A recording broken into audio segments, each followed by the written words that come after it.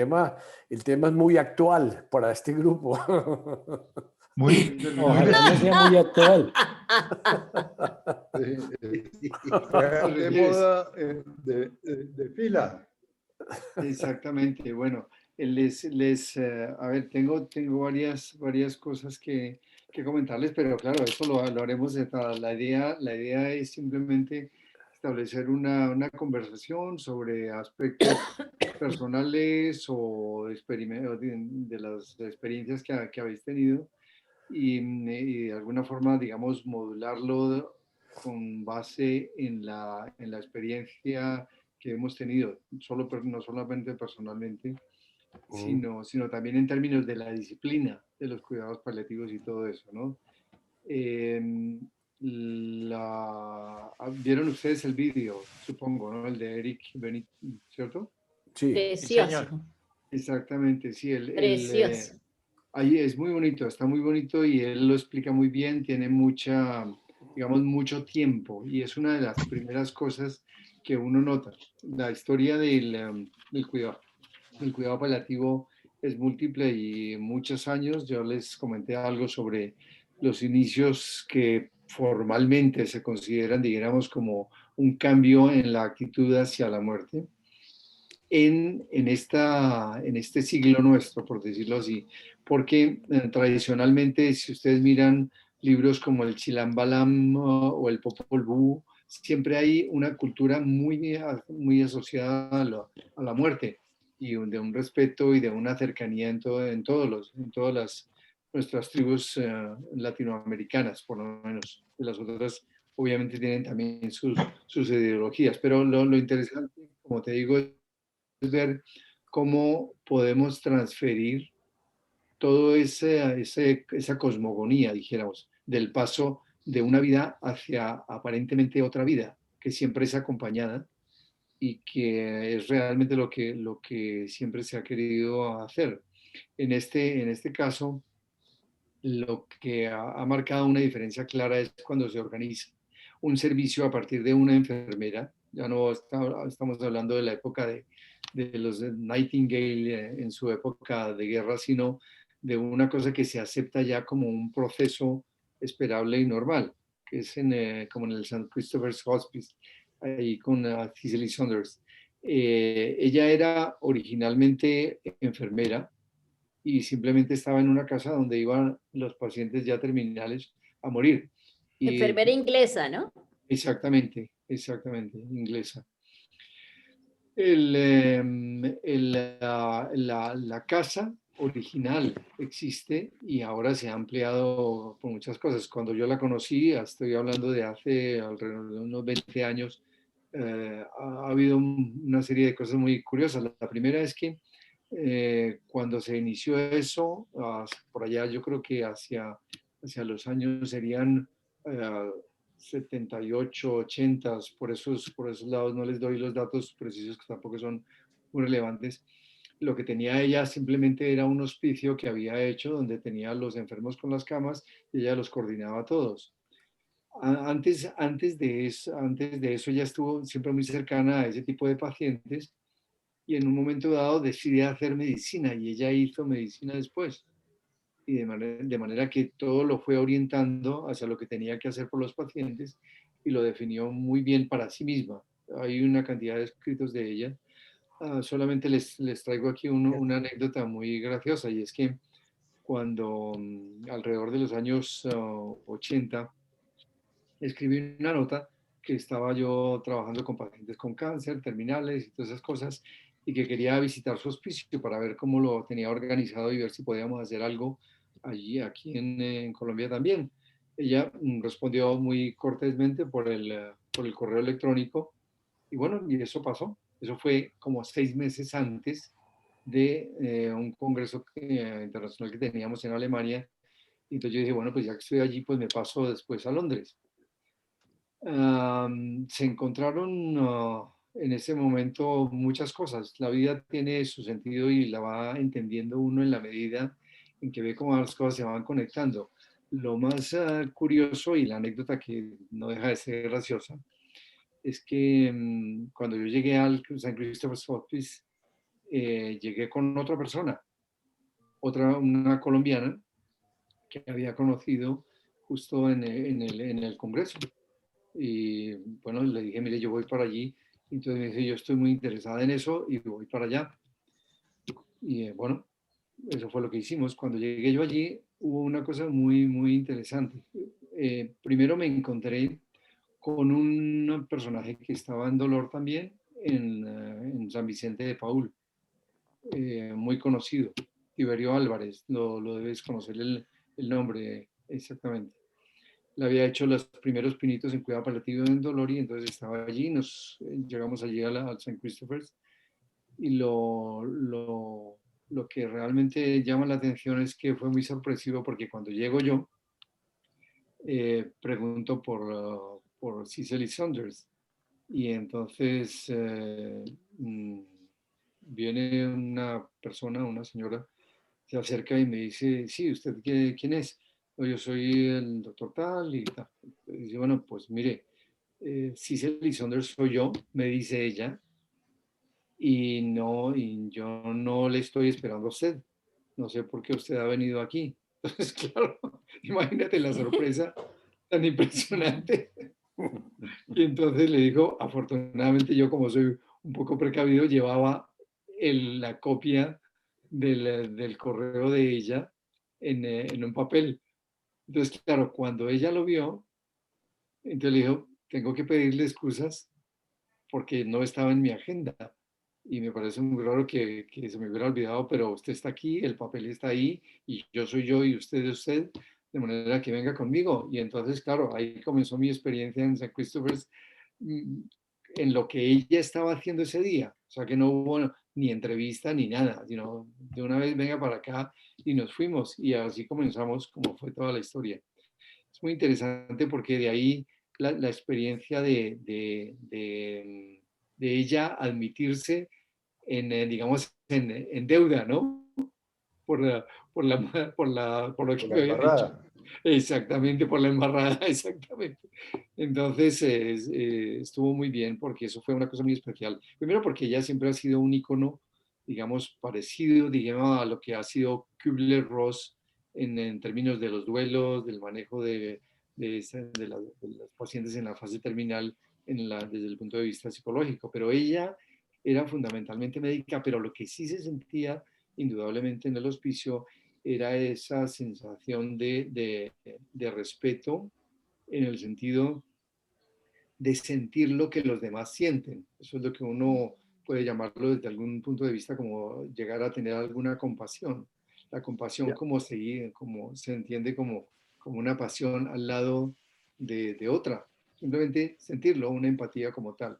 Que eso fue Pedrito, una historia Pedrito, muy interesante. Kubler-Ross es la que escribió La muerte de un amanecer. Dice, Sí. sí, esa es, exactamente, Ok. exactamente. Muy buen libro. Y son libros realmente muy, muy inspiradores. Yo Y tengo esto lo una menciono, historia, ese libro se sí, lo he recomendado a muchísima gente porque cuando mi hermana se murió, mi mamá estaba muy tranquila. Y nosotros le dijimos, ¿usted por qué está tranquilo? Me dijo, Tom, leas este libro y hablamos después. claro, y era eso. Y es que de verdad leerlo, el primer libro que sacó Cicely Saunders ni siquiera fue libro, sino es esto, ¿no? Esto simplemente como una libretita en la cual ella hacía anotaciones y le unía Ah, ok. poemas o escritos de ella. Es la foto de Cicely Saunders. Ah, pero esta es Elizabeth Saunders. La otra es Saunders, con Elizabeth la otra Kubler-Ross. que es, la otra Elizabeth es Kubler-Ross. el libro de Kübler-Ross. Este es On Death and Dying. Sí, yo tengo Este ese es libro una, para los ya el digamos, que lo quiera, lo tengo en PDF. Se llama La muerte de un amanecer. correcto, ¿Está en español? perfecto. ¿Está en Eso, español? Está en Sí, español está en y español. la verdad, por experiencia propia, le ha servido a mucha gente en proceso de Uf, duelo. Sí, entonces mándalo, totalmente. Guillermo, por Por favor. favor, anótame, Guillermo. No, tíralo Sí, tíralo al el chat. chat, al chat. No, yo lo mando por el chat, no lo tiro porque me da pena, es como claro, Dale, claro, claro. Pedrito, qué pena la interrupción. No, no, está bien, está bien. Yo tampoco es que voy a decir mucho, pero quiero compartir, así como compartí con ustedes los detalles de cómo estaba la situación y todo eso ahora, pues digamos como ha seguido. Lo interesante, el otro detalle es que en esa visita a St. Christopher's había un curso, estaban haciendo un curso, y en ese curso estaba esta chica colombiana, que les digo, esta chica colombiana, Adriana, es de Cali, es de ¿Quién Cali, será? y es la que es hoy ¿Liliana de Lima? exactamente, Liliana Ah, Lima, ok. la directora, secretaria general, pues ahí de De la la Sociedad CPL. Internacional de Cuidado Paliativo y de Sí, Atención sí, en sí. Hospice. Ajá. Exactamente. Entonces, eso fue muy interesante porque a partir de eso comenzamos a trabajar directamente con ella en un sitio cerca a Cali que se llama La Viga. No sé si tú conociste algo de eso, ¿no? Bueno, Sí, pues sí, claro. ahí está bien. La Viga era un hospital de pacientes terminales, perdón, de pacientes de tuberculosos, que la habían hecho fuera de Cali justamente porque eran tuberculosos, para que no se contagiaran y todas las cosas. Y esa casa la heredó una familiar de ella. Bueno, no es sí, es como una prima Prima. lejana.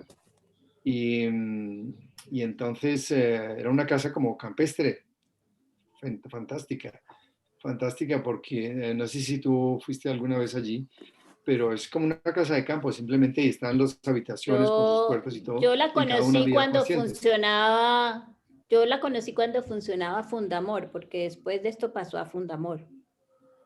Ah, Fundamor son niños correcto. con Pues SIDA. mira, fíjate, eso es interesante. Nosotros ahí entonces comenzamos a manejar los pacientes terminales allí. Entonces era una situación muy interesante porque se hizo todo como lo estaban haciendo más o menos en el St. Christopher's y ayudó muchísimo, yo creo, a tratar de organizar lo que era el primer hospicio que yo conocía en Colombia. En Colombia ha habido sitios donde se llevaban a las personas cuando estaban a morir o algo así, pero no existía el concepto, dijéramos, de asociación entre medicina, psicología y todas las otras, los elementos para manejar la fase terminal, hasta donde yo lo entiendo, claro. Obviamente siempre ha habido alguien que ha tenido las ideas y ha desarrollado sus formas de ayudar a bien morir a la gente. Lo cierto es que, bueno, de ahí salieron cosas muy buenas. Primero, pues ya comenzamos con todo lo de cuidado operativo y ya encontré también y comencé a trabajar con Isa Fonnegra, quien falleció hace unos meses, un par de meses. No sé si ustedes conocen de Isa, el nombre de ella, de la Fundación Omega. Omega.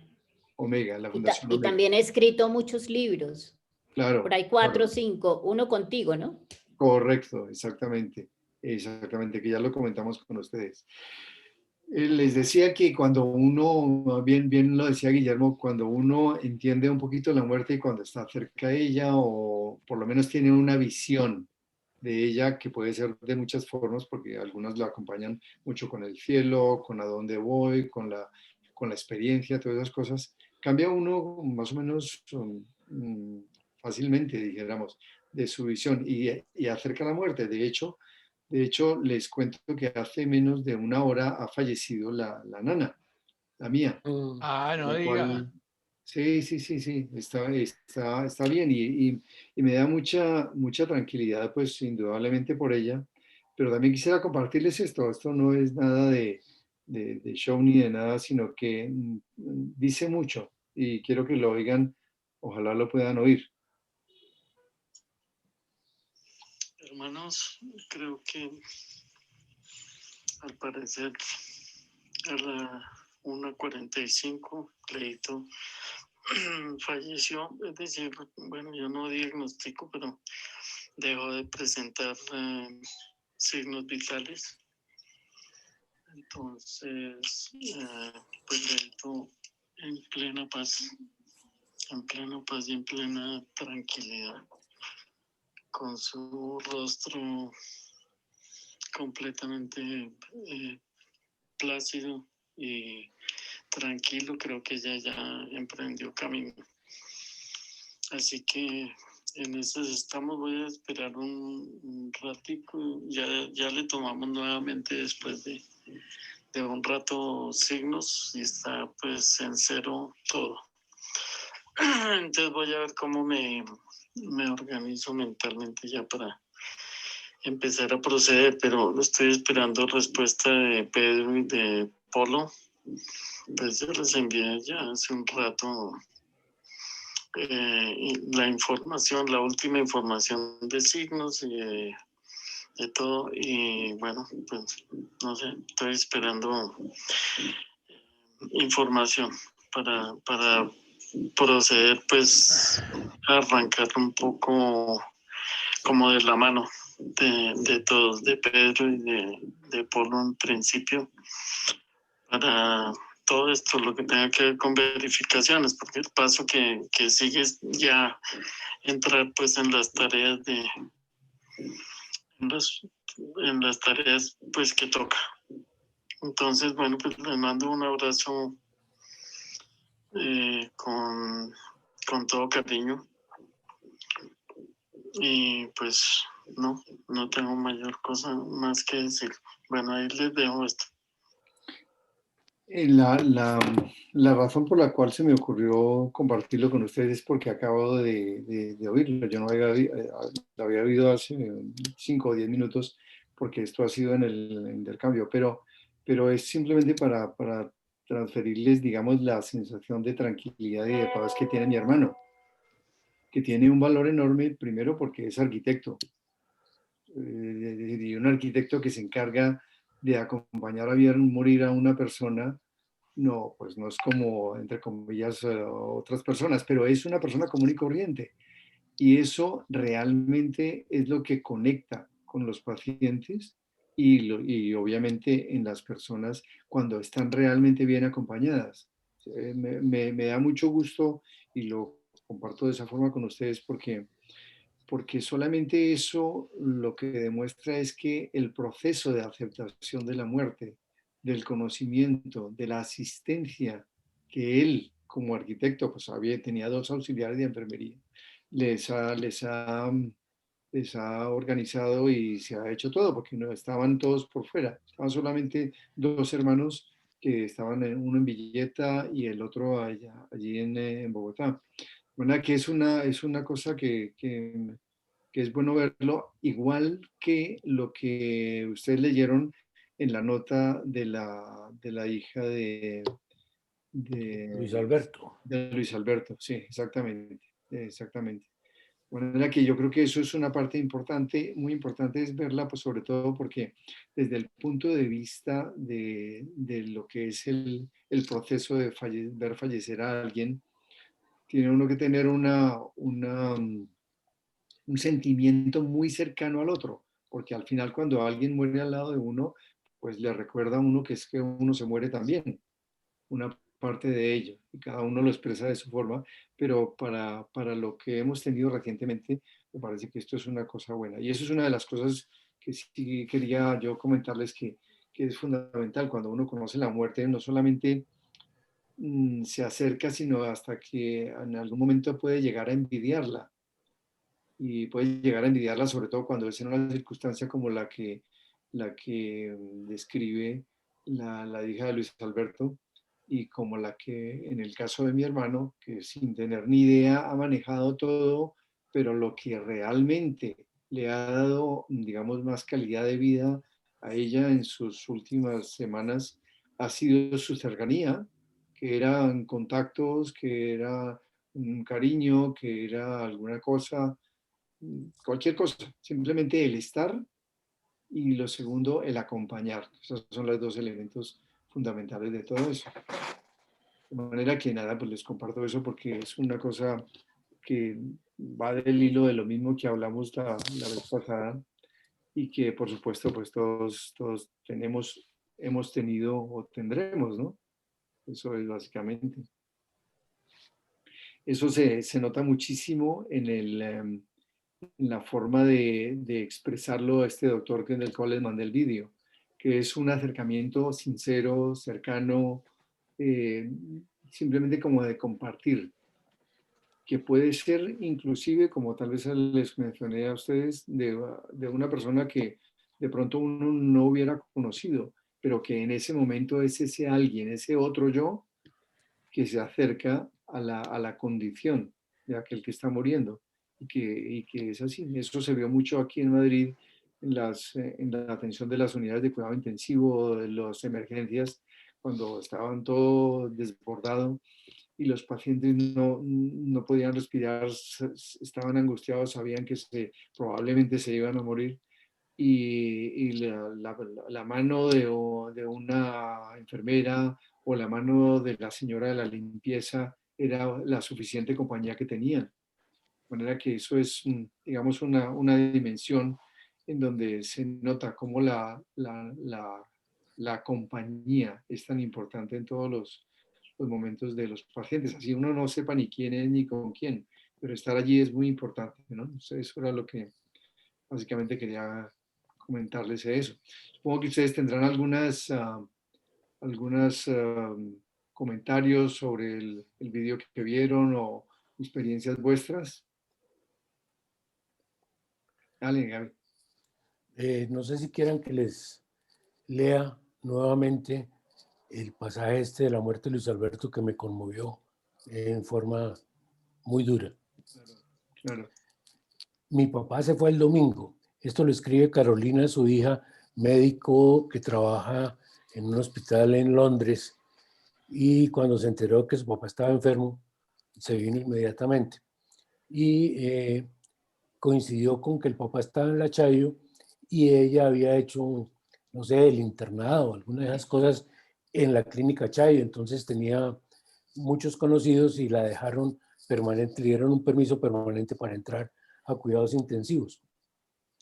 Dice, mi papá se fue el domingo, en paz, tranquilo, con un abrazo mío, cogidos de la mano. Estuvo rodeado de personas maravillosas que cuidaron de él y que de cerca y lejos le expresaron su cariño.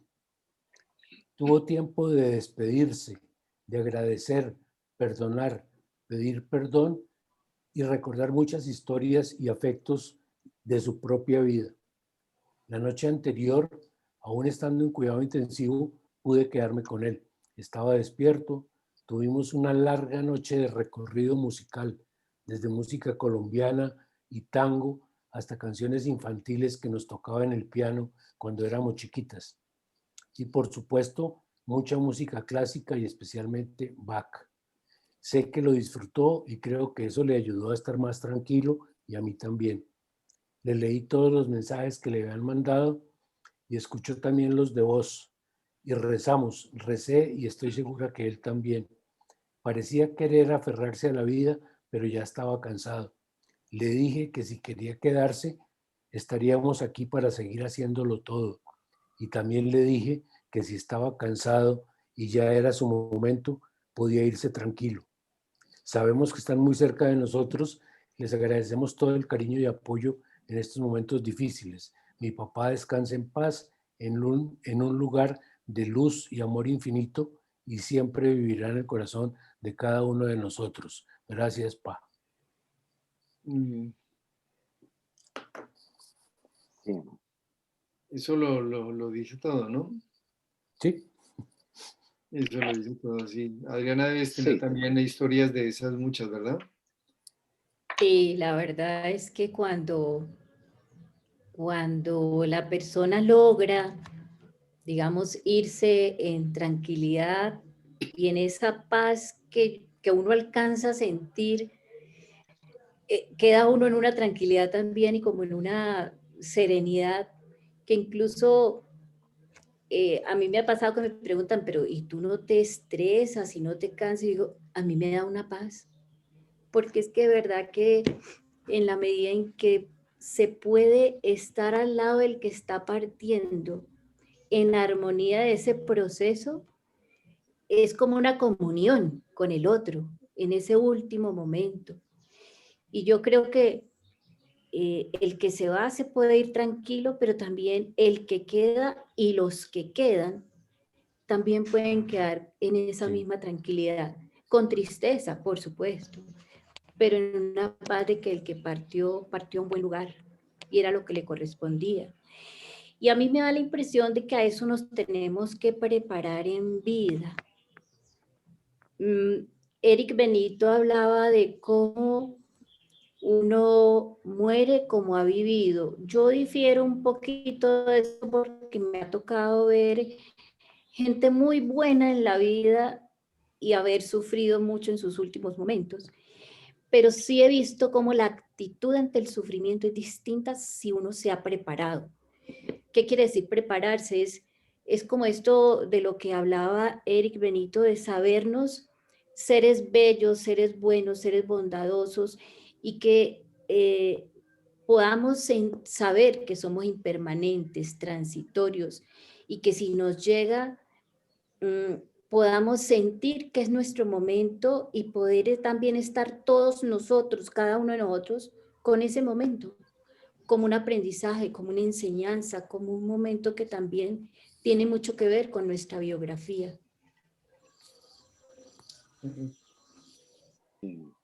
Sí, sí. Hay un tema también, hay un tema importante ahí y considero yo, y Adriana, gracias, es el tema de la espiritualidad. Hay una cosa que nos une en este grupo y es la espiritualidad que nos generaron cuando éramos pequeños. Y el hecho de ser espirituales ayuda muchísimo a eso que dice Benito y que acaban de decir Pedro y Adriana. Es entender mucho más cómo nosotros somos espíritu en un momento dado, somos cuerpo físico, cuerpo espiritual y cuerpo emocional y en algún momento tenemos que entender que las cosas fluyen. Y hay que entender que también en otros planos hay otros seres de luz, como lo quieran llamar, las almas, como quieran llamar, pero son en otros planos porque esa es la razón por la cual se crean cosas que se llaman milagros, cosas que se llaman hechos irreales o cosas que a veces pasan que uno no entiende. Pero es por eso, porque hay otros seres que están en otros sitios y como me dicen a mí cuando estaba chiquito, usted tiene un ángel de la guarda que siempre va a estar usted. Ahí está, ¿no? Por alguna razón a uno le ha ido bien porque ha actuado bien.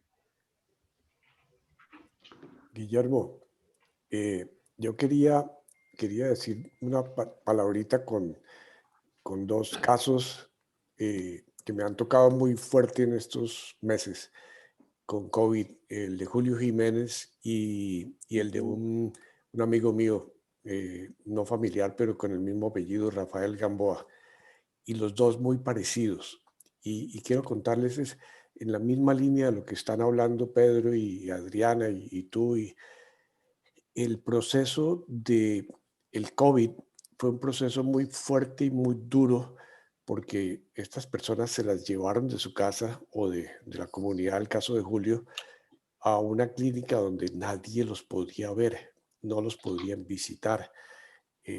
Los dos casos, el caso de Julio y el caso de Rafael, fueron casos que se demoraron 35, 40 días entubados, ¿no es cierto? Y entubados donde se suponía que estaban inconscientes, es decir, al estar sedados, aparentemente estaban inconscientes. Paralelamente a esto, las familias, tanto de Julio como de Rafa, en un sufrimiento horrible, en una oración, en toda una lucha para que se mejore, para que mejore la respiración, para que la oxigenación, etcétera, etcétera. Y la lucha se prolongó 1, 2, 3 semanas, igual en los dos casos. Y yo pensaba para mis adentros, qué barbaridad esto, sin nadie que tenga la mano de uno ahí, porque nadie podía entrar. Aparentemente, a duras penas la enfermera mandaba de repente algún informe o el médico llamaba una vez al día. Pero en los dos casos sucedió algo parecido. Después de un tiempo ya dijeron que las dos personas, tanto Julio como Rafa, no tenían más COVID y que la familia, pues en el caso de Julio, el rector de la comunidad, podían ir y estar con ellos, a pesar de que estuvieran entubados, pero ya estaban fuera del área de COVID. Y sucedió una cosa muy interesante. La familia empezó a ir, podían ir por la mañana y por la tarde, y decidieron hacerle un montón de grabaciones de los amigos que le mandaran todas y se las ponían al oído a los dos. El caso de Julio no estoy tan seguro que fue con tanta frecuencia, el caso de Rafa sí. Y la esposa me decía, a pesar de estar inconsciente, se le salían las lágrimas oyendo los mensajes. Y eso prueba lo que ustedes estaban diciendo. Estar ahí con la persona produce otro cambio. Y la otra parte que más me impactó a mí en los dos casos fue que ya al final, cuando llevaban más de 30 días entubados y prácticamente los médicos decían, mire, le vamos a hacer esta cosa, la traqueotomía o lo que sea, pero después de la traqueotomía, si llega a recuperarse, va a ser una cosa horrible el proceso de recuperación, el proceso de sanación, el proceso de volver a aprender todo. Y empieza, y de repente las familias empezaron a decir qué es lo mejor para las dos personas. Me quedé sorprendido.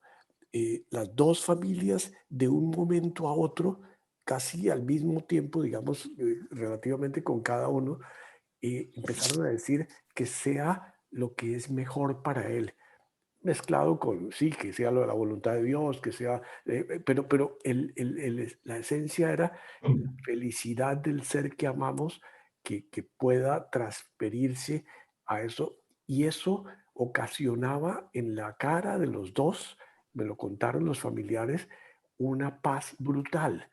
Y es eso que decía la hija de Zorro, de si te quieres ir, de repente tenemos que desprendernos nosotros de esa persona y dejar que esa persona haga su tránsito a ese siguiente estado de vida. Y cuando eso pasó, y me acuerdo muy bien que hubo una misa con el provincial, en el caso de Julio, y la familia esa noche y las dos noches anteriores, cuando estábamos rezando, estaban dispuestos a que sea lo mejor para Julio, lo que va a ser para su vida. Entonces, quiero resumir esto porque en este ambiente que estamos hablando, el tema también es desprenderlos y dejarlos irse. Muchas veces que tratar de retenerlos a toda costa. Yo tuve que hacer un proceso con una prima mía hace 2 años, que ella decidió hacerse una eutanasia, y el proceso fue consciente de ella, de desprenderse de nosotros o de sus hijos, de su familia, de todo, porque ya no tenía energía, no tenía nada. Insisto en este punto porque me impactó muchísimo, y esto lo he aprendido en estos meses, de cómo desprenderse del ser querido o cómo dejar que el ser querido se desprenda también. No sé esto, Pedro y Adriana, que saben de esto. Sí, de acuerdo, perdón, es que me han pedido la palabra varios. Fernando era uno. Quiero aquí anotar quién más quiere hablar. Perdón. César.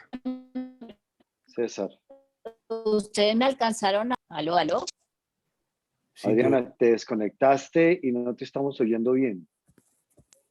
¿Pero alcanzaron a oírme cuando hablé o me desconecté Sí. antes? Sí, te oímos. Sí, te oímos. Y ahí ya estoy conectada, es que me Sí. estoy conectando por el celular porque no sé qué pasó por el otro medio. Ok. Sí, te estamos oyendo. Perfecto. Continúen, Bueno, por favor. perdón, antes de continuar, entonces, ¿pero algún comentario de lo de Darío? Cortito, Pedro o alguno. Rafael Gamboa era el ingeniero mecánico de Distral. No, era un financiero de de Petróleos, que trabajó, que fue el representante legal de Motorola en Colombia también. Perdón, Adriana, tienes que colgar uno de los dos. Estás Sí, en sí, ya voy a colgar, perdónenme. ya entraste por el computador, ya puedes colgar el teléfono. Sí, de acuerdo. Gracias. Fernando, adelante, tienes la palabra. Bueno, a ver, como 2 o 3 ejemplos. Primero que todo, tuve la oportunidad en Medellín, cuando trabajaba yo allí, estuve 10 años en Medellín, tenía mucha relación con médicos, trabajaba con los matrimonios, y me invitaron a unas 3 charlas sobre este tema precisamente, ¿no? La preparación para la muerte y toda la organización que hay para que equipos interdisciplinares ayuden a la persona para prepararse en todos los sentidos, desde el punto de vista médico, desde el punto de vista humano, desde el punto de vista afectivo, psicológico, etc. Y recuerdo mucho algunos ejemplos que pusieron ayer. Era un médico español, no recuerdo ahorita el nombre, tengo mis apuntes en Colombia, no aquí en Roma, pero nos contaban historias de personas, de lo que precisamente acaban de comentar y lo que comentaba Darío, personas que en un estado final, ya con una enfermedad terminal, sin embargo, no querían morirse porque tenían cosas pendientes que hacer. En el caso de una madre de familia con niños pequeños, viuda, pero con niños todavía pequeños, de edades de 10, 8 años más o menos, pues sentía como la angustia de dejar esos niños desamparados, de tal manera que solicitó que le permitieran salir un poco de las terapias y que fueran un poco más amplios en los procesos exigentes médicos, y realmente alcanzó a estar 1 año y medio mientras se dedicó precisamente a organizar sus hijos, a dejarlos bien custodiados, diríamos, económicamente arreglando las cosas, etc. Y cuando consideró que ya estaba todo preparado, le comunicó a los médicos: mire, ya estoy tranquila, ya sí me puedo morir, hagan entonces lo que tengan que hacer. Y realmente no tuvieron que hacer mucho porque a los pocos días murió. Tanto para decir, era uno de tantos ejemplos de cómo también hay una disposición interior en las personas de dejar las cosas ordenadas y de dejar la vida organizada de esos seres que aman profundamente, ¿verdad? Aliviando también de paso el sufrimiento de los que permanecen, porque el sufrimiento a veces es doble, ¿no? El que está ahí crucificado en la cama y el que permanece. Bien, tuve 2 ejemplos muy, muy bellos, me vienen ahorita a la mente, y algunos de ustedes los conocen. Uno es Marino Troncoso. Obviamente Darío lo conoció, Daniel Torres, por supuesto. Marino murió en Medellín. Él murió en la clínica cardiovascular. Yo trabajaba en el noviciado que está colindando con la clínica cardiovascular en Medellín. Marino Troncoso murió esperando un trasplante de corazón. Él tenía apenas como un 15 o 20% de funcionamiento del corazón después de sus múltiples infartos. No olvidemos que él fumó como un descosido, pero bueno. Yo pasaba con frecuencia saludando a la clínica mientras esperaban el trasplante, pues no era fácil encontrar el donante o la persona o el accidentado del cual pudieran utilizar el corazón que donaba para trasplantarse. Y teníamos conversaciones como buenos amigos que éramos, y me impresionaba. Yo algún día le dije: tú estás muy tranquilo, tú siempre fuiste apasionado por tus cosas, por la literatura, un literato extraordinario. Y me decía: mire, yo miraba un crucifijo que estaba ahí en la habitación, y decía: mire, yo ya hice un negocio con él, tenemos un negocio muy bien hecho, entonces estoy tranquilo, no me preocupo ya, que pase lo que pase. Y yo sospecho que no voy a alcanzar a tener un corazón nuevo. Así es de que, ¿para qué me pongo a pelear más? Estoy en paz y cuando lo quiera. Y realmente me tocó acudir cuando ya se agravó, lo pasaron a cuidados intensivos. Me llamaron y pasé allí en el momento justo en que ya él terminaba, y alcanzó a decirme: démonos la mano porque me voy. Y murió. Pues, tomándole yo la mano, diciendo pues que esto es posible en personas que se preparan y que, dijéramos, tienen organizadas sus cosas. Esto es lo que quisiera decir. El otro caso fue de Jorge Jaime Vázquez. No sé si Darío se acuerda de Jorge Jaime Vázquez. Fue también maestrillo en el colegio, posiblemente Daniel lo recuerda. En tu época, Darío, estaban claro. ustedes y los dos eran compañeros. Exactamente. Jorge Jaime Vázquez también murió en Medellín, murió en su casa. Él murió la verdad no sé, pero tuvo un problema, un cáncer, una columna o alguna cosa seria, y su convalecencia fue un poco prolongada. La familia también, fui a visitarlo alguna vez y entonces quedé muy conectado con la familia, me llamaban con frecuencia, yo iba o le celebraba la misa o lo acompañaba un rato. Y ya cuando se grabó me dijo lo mismo, yo quiero que tú estés aquí cuando ya vaya terminando mi vida, y me dio una serie de instrucciones de qué debía hacer. En realidad me llamaron un día a las 4 de la mañana, yo estaba ahí en el noviciado de Medellín, fui a su casa, que era por el centro de Medellín, y todavía estaba pues consciente, y me pidió pues que él hiciera lo que él me había mandado. Se trataba de leerle un salmo que le gustaba mucho. Me dijo que le recordara algunas cosas de la compañía, que le fuera hablando, y se quedó dormido, se quedó tranquilo, se quedó en paz.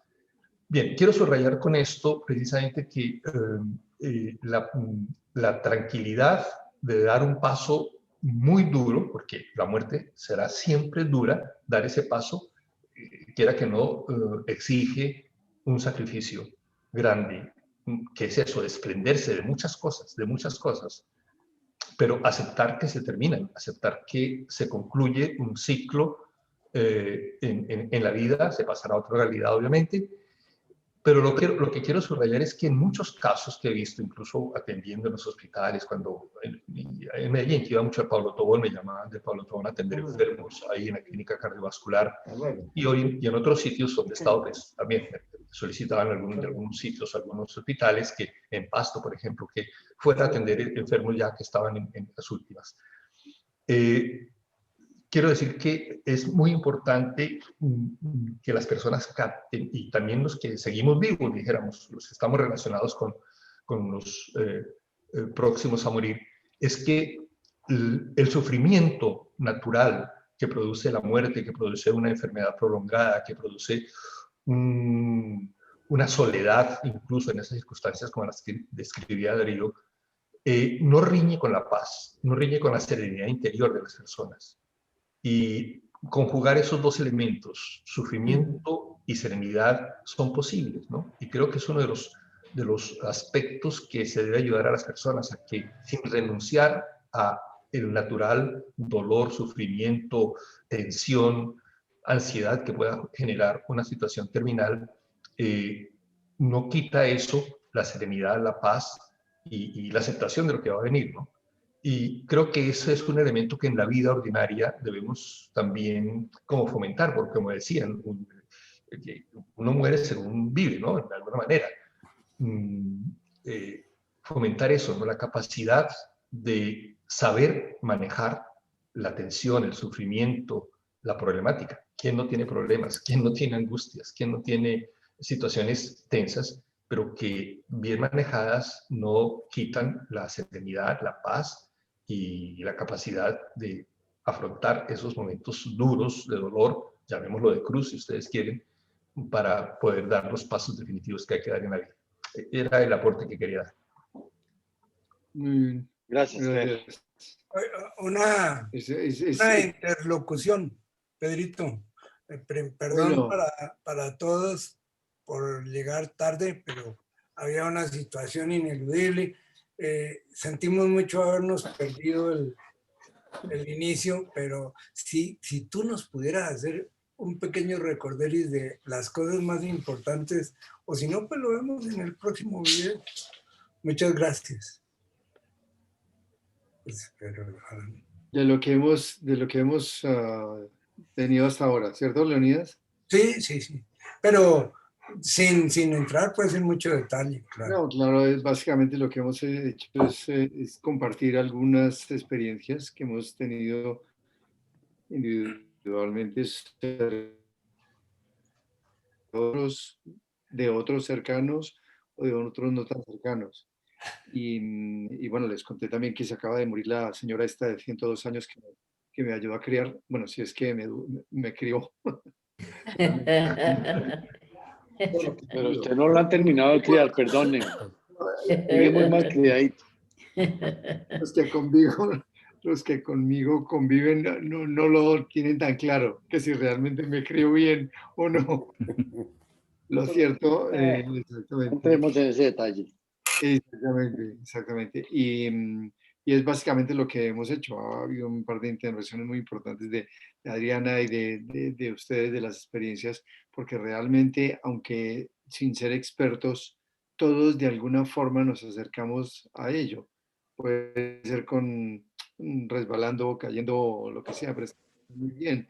Y han salido en la conversación, en lo que llevamos hasta ahora, unos puntos que son fundamentales. Uno es el de la aceptación de los procesos, de la comprensión de eso como un espacio nuevo o un espacio continuo de la vida que tenemos. La muerte no es más sino otra etapa y la vida no se concibe si no se concibe la muerte dentro de ella. De hecho, uno suele tener el gusto de poder acercarse y disfrutar más la vida cuando sabe que existe la muerte, no cuando piensa que esto es todo el mundo de Yuppie. Aquí era una serie donde todo iba muy bien en todas las partes, de manera que eso es básicamente. Gracias. Bueno. Yo quería hacerles un comentario.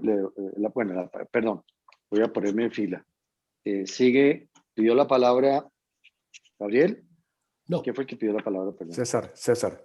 No, César, discúlpame. César, entonces van César y Reinaldo. Bueno. Y luego la pido yo.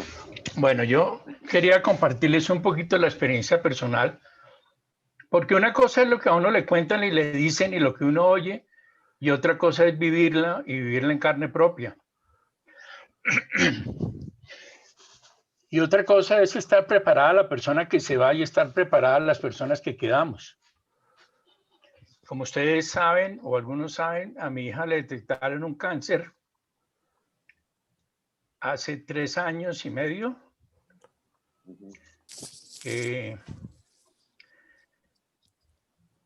En su zona genital y le hizo metástasis en el pulmón.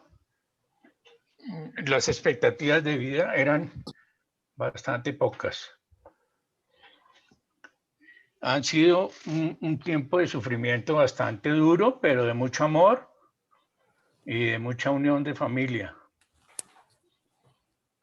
Eso se lo detectaron en junio de hace 4 años, va a ser junio 4 años. Y en diciembre le tenían que hacer una operación del pulmón. Y estando nosotros allá, yo tenía un poquito de preocupación porque yo veía a mi hija demasiado tranquila. Ella nos daba valor a nosotros.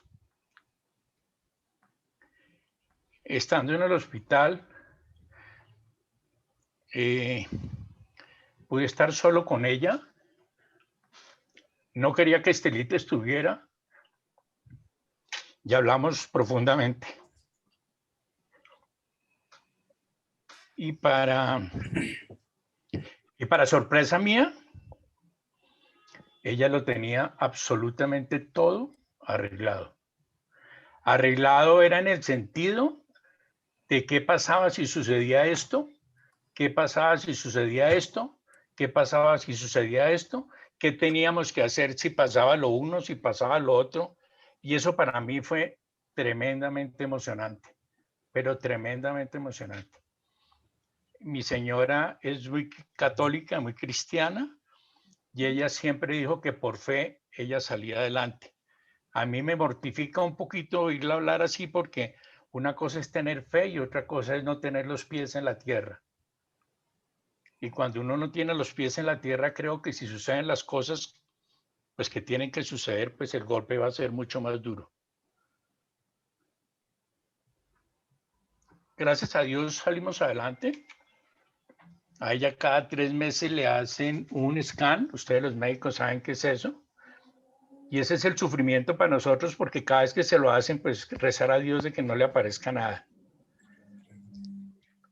Ahorita con el motivo del COVID, en noviembre del año 2019, cuando le hicieron el scan, le encontraron otras 2 masas, entonces hubo que operarla y hacerle quimioterapia nuevamente. Entonces corra para allá otra vez, y estamos allá, y Estelita allá, y yo por acá, y yo iba y venía, y todas esas cosas. Y llegó el COVID. Ellos afortunadamente tienen una casa en Woodstock, no sé si saben ustedes dónde es, que es lo del... Woodstock. Y salieron de Nueva York y se fueron para allá y allá se quedaron. Y en junio del año pasado, el momento más fuerte de mi vida ha sido ese. Ella se complicó y tocó salir corriendo para Nueva York. Mi señora estaba allá, yo estaba acá. Y le tocó a mi hija irse de Woodstock a Nueva York en una ambulancia sola para el hospital a Nueva York. No podía acompañarla absolutamente nadie. Y gracias a Dios la acompañó un celular. Y estuvo 8 días en el hospital. Y por más fe que usted tenga, pues piensa muchas cosas y de lo que hemos hablado ahorita, si hubiera pasado algo, hubiera sido terrible.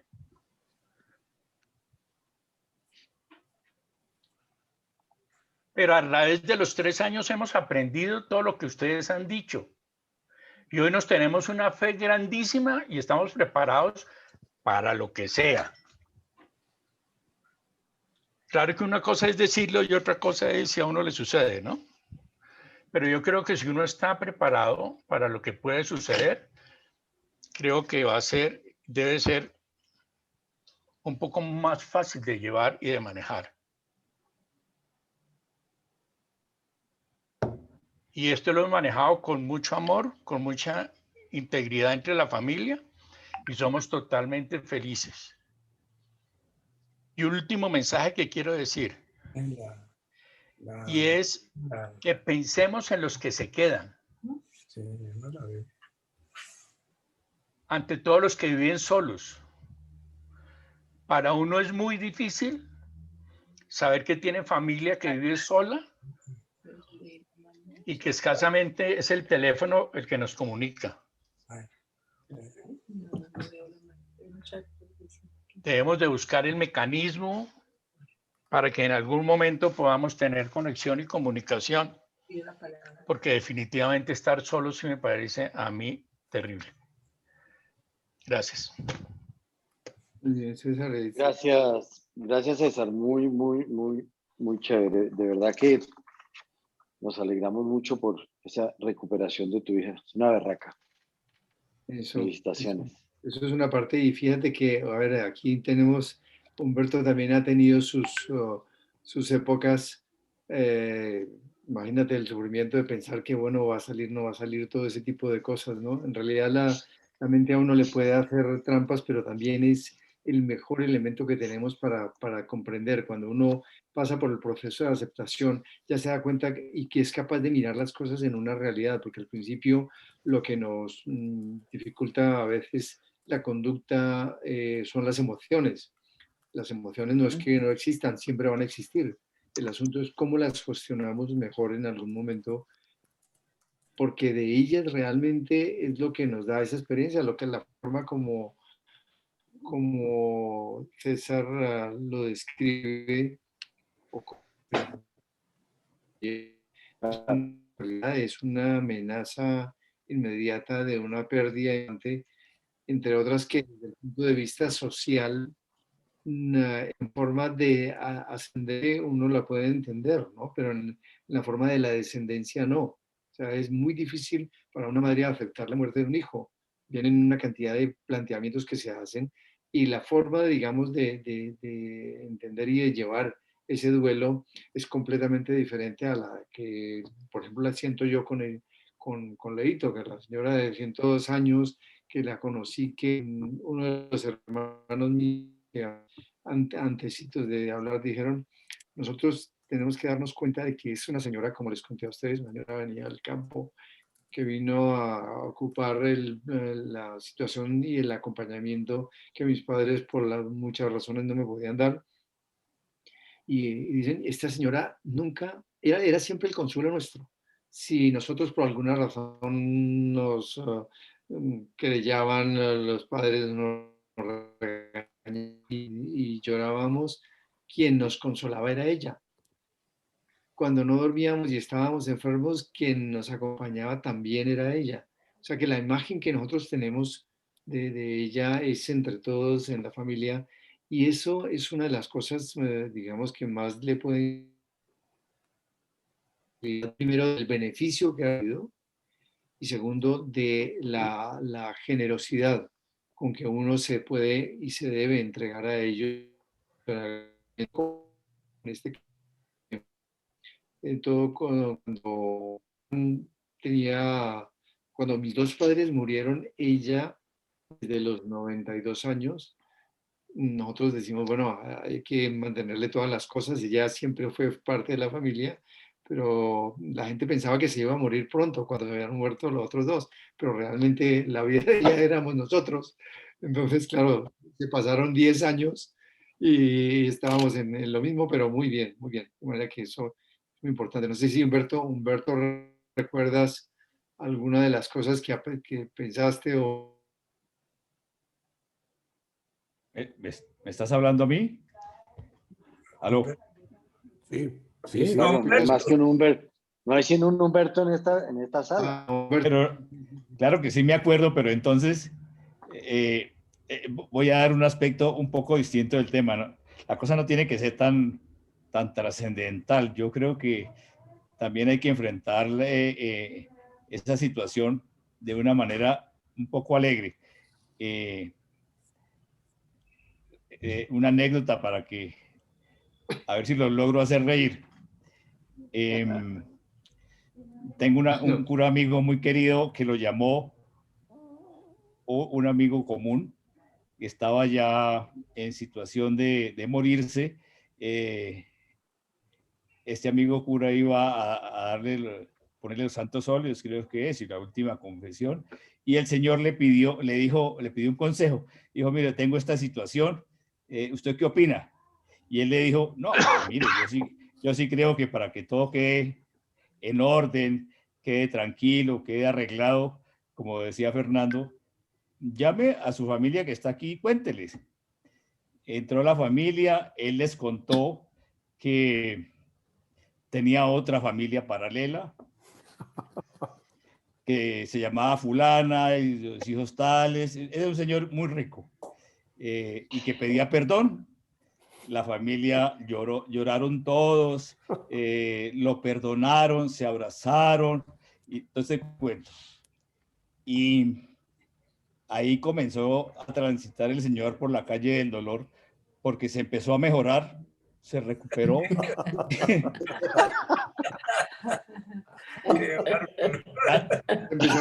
Los hijos primero lo repudiaron, la señora se separó de él.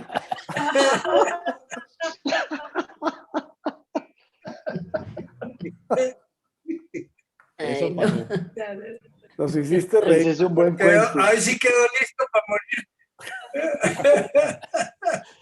¿El señor se murió o lo mataron? La señora. Sigue vivo, pobrecito. Que los hijos mayores no le hablan, no lo miran, no lo reciben, nada.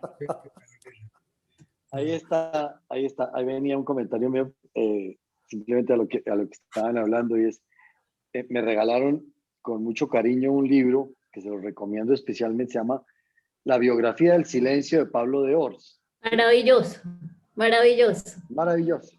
Ese es fuera de serie. Un gran amigo que acaba de tomar la palabra y nos acaba de hacer reír. Gracias, pistolitas.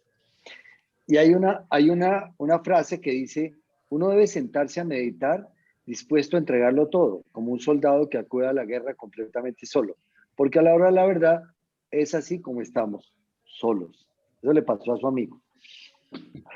De acuerdo. Bueno, en este orden que yo había tomado, perdón que me tomé el derecho al señor moderador Pedro, me tomé aquí para hacer la lista de los que han pedido la palabra. ¿Ok? Reinaldo. Gracias. Reinaldo. Mientras tanto, perdón, Humberto, queda contratado para animar velorios, hermano.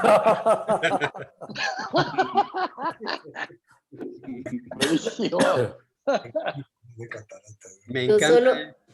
Yo solo agrego que el humor nunca lo debemos perder.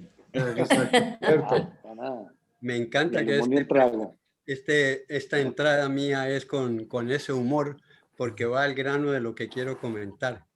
Lo primero que es, ¿les parece que es coincidencia de la vida que todos estemos en este momento reunidos hablando precisamente lo que está más cercano a nuestro nivel de existencia en este momento? Claro que no. Eso es obviamente que hay algunos hilos invisibles que no vemos, pero que le permiten precisamente que esta reunión estemos reflexionando sobre algo que vamos a inminentemente a llegar a hacer la transición. Lo primero que me gustaría subrayar es esta palabra, toda palabra que nosotros creamos para designar una realidad, convierte la realidad en la palabra. Y desafortunadamente, cuando quien se inventó la palabra de morir, nos fregó, en el sentido de que le dio el más pésimo imagen de lo que es la transición. Yo cuando hablo, procuro no usar la palabra morir porque no es muerte. Muerte significa literalmente el acabarse, todo, finito, no hay nada más. Mientras que la transición siempre expresa que hay un pasaje. Si se acuerdan, el regreso al hogar se llama. ¿Ah? El regreso al hogar de donde vinimos. Definitivamente. Si se acuerdan de mi exposición, quiero volver a rescatar 2, 3 ideas que me parecen fundamentales por todo lo que han expuesto. Me parece que hay 2 actitudes frente a la transición, la que la está experimentando y los que están cerca de él. El que la está experimentando probablemente, por todos los ejemplos que acaban de dar, sobre todo el de Adriana, sí. Adriana, ok. Y después la que tú mencionaste, pero son realmente la experiencia de aquellos que llegan al momento y optan o descubren que esto es parte de la vida. Esta transición no es nada diferente de todo lo que vivimos en una secuencia de experiencias, hasta que llega esta experiencia que nos lleva a otro nivel. Pero me parece que el que está haciendo la transición tiene el momento, la oportunidad de revisar lo que él cree o está convencido de lo que se viene. Y precisamente lo que se viene después, ese convencimiento y esa creencia de que lo que se viene después no tiene término, sino que es un paso nuevo de nivel de existencia en el que todos estamos embarcados en esta jornada de regreso a la casa del Padre. Claro está que quien logra aceptar esto en ese momento, pues está en total paz, porque no está angustiado por lo que deja, sino está abierto a la posibilidad de lo que viene. Y entonces para nosotros permite hacer la reflexión, no me acuerdo quién fue lo que dijo, que este momento es el mejor momento que tenemos para prepararnos para ese momento que ninguno de nosotros se va a librar. Y lo que viene después es una apertura a ser más, porque si se acepta o se considera que el término de la muerte, perdón, uso la palabra que dije que no la iba a usar, es el término de, Realmente se cierran las puertas de lo que es la posibilidad de ser más. Y para eso realmente ahí, quiéralo o no uno, la explicación de la trascendencia que nos ha venido básicamente por las religiones, adquiere una relevancia extraordinaria. Claro está que cada uno tiene que hacer su propio camino de depurar y ver, analizar, y se queda con la explicación que más le llene.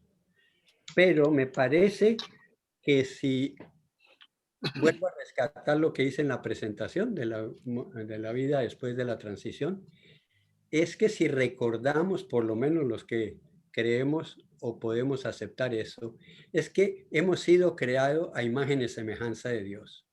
Si eso de pronto se nos mete dentro del corazón y el alma y nos hace caer en cuenta, nos hace vibrar en el corazón de que no es posible de que